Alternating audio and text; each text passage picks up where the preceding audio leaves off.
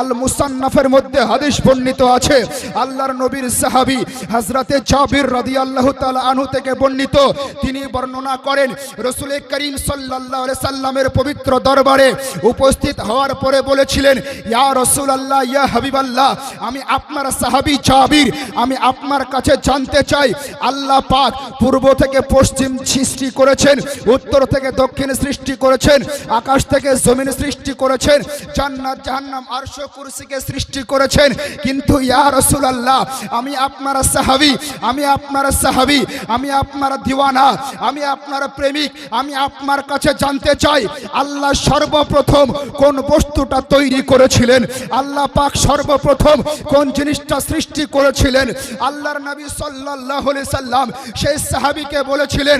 আউয়ালু মা খালাকাল্লাহু নূরি, সর্বপ্রথম আল্লাহ পাক আমি মুহাম্মদুর রাসূলুল্লাহর নূরকে তৈরি করেছিলেন।